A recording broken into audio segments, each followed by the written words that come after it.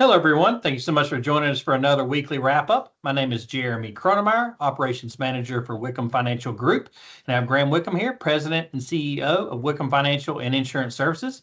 Graham, what's going on in the markets? Yeah, thank you, Jeremy. Thanks for our listeners jumping on the call. We saw equities rising. So if we look at the Nasdaq, that tech-focused area, that was up about 1.5%. The S&P 500 up about 1%, and that Russell 2000, that's that small cap area, that was up about 0.6. Sectors were pretty mixed with some gains. We saw financials, communications, and industrials up, where we saw some weakness. So we saw a flip-flop here from the previous week of staples, materials, and healthcare having a bit of weakness. So if we look at corporate and industrial news, so we saw the private equity stocks fall after Blue Owl Capital sold about $1.4 billion in assets and froze redemptions and raised some concerns about lenders' exposure, especially to software companies. We'll get into that in a minute because that's the side of the market, the sector that's been getting a lot of pressure, downward pressure on the share prices. So we also saw Walmart shares decline following some cautious earnings outlook. On commodities and rates, we saw gold inching higher. Silver surged about 9% to 84.25, and Treasury yields rose following some mixed economic data. Now, the economic data for the U.S., we saw Q4 2025 GDP first estimate that came out at a positive 1.4%. Now, that was sharply lower than Q3 at about 4.4. We saw core PCE for December. That was a positive 0.4 month over month, or 3% year over year. That was harder than expected. We had the FOMC minutes come out. We had the first mention of a possible rate hike. Hadn't heard that for a while. If inflation stayed high, some policy makers were pretty much divided on that. Now, the S&P Global Flash Composite PMI, that slipped to about 52.3 from 53 as new orders and employment stalled a bit. Consumer sentiment for February, the final was about 56.6. That was slightly lower than earlier estimates, with a one-year inflation expectation somewhere around 3.4%.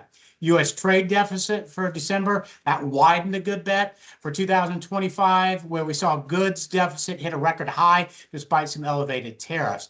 Now, pending home sales in January, they fell to a record low, even with declining mortgage rates and some slower price growth. Internationally, going overseas, over in Europe, we saw business activity exceeded expectations. And over in the UK, we saw inflation slow to about 3% year over year in January. Softening employment, wage growth increased the likelihood of maybe a March rate cut with them. So let's look at the week ahead. So we look at the market and some policy. It's going to be pretty much in focus. Let's look at some key uncertainties here. One of the big one is, and it's really out there, we saw the Supreme Court tariff ruling. Now, what is going to be the uncertainty of that? What is the process to refund those past tariff revenues? When? What is the timing? How much? So on and so forth. How is the market going to handle that? What is that going to do to bond prices? They may fall. What are the long-term Treasury yields? They may move up.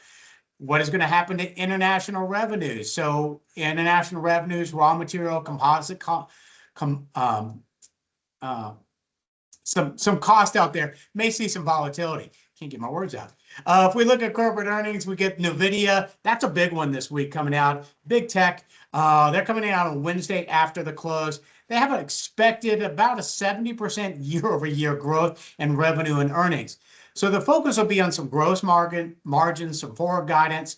Then we'll have Home Depot. They'll be releasing their earnings as well. I think between those two, they're really going to be setting the tone in this market, which is a bit jittery right now. We look at U.S. economic data. We'll look at the producer price index, the PPI on Friday. We'll look at the consumer confidence, those factory orders. And then we'll get the FOMC. Some of the members will be coming out speaking a bit, probably setting this tone on what is the path for the Fed. Probably not giving us as much as we'd like to hear. International, we'll get some inflation readings with Germany, Japan, and Australia. Excuse me. Jim? Thanks, Graham. So you had mentioned earlier about the software companies. It just seems like there's just continued pressure on them right now. How do you see that going over the next couple months? And then, what's going on with that right now? Well, I think we continue to get that rotation, that doubt, if you might, if they can have sustained earnings. And I think what's really putting all the pressure on right now is AI and what that generative AI will have effect on those companies. Are they going to be as viable as they were, with AI coming on and the adoption of it? So we're continuing to get that rotation. It's picking up speed. It's kind of running through all the sectors or certain sectors. Right now it's software, and they're definitely taking it out of the chin. I continue to expect pretty good volatility over there, but at the same time, you have to look at high quality companies at discounted prices. And at some point, these are very good values of very solid companies at growing at very good levels. And there's going to be some pretty good buys there. So keep your eyes open. Gotcha. Well, Graham, we always appreciate the information and expertise. And thank you to our listeners checking in with us every single week. And we look forward to seeing you next time. Talk to you soon. Take care.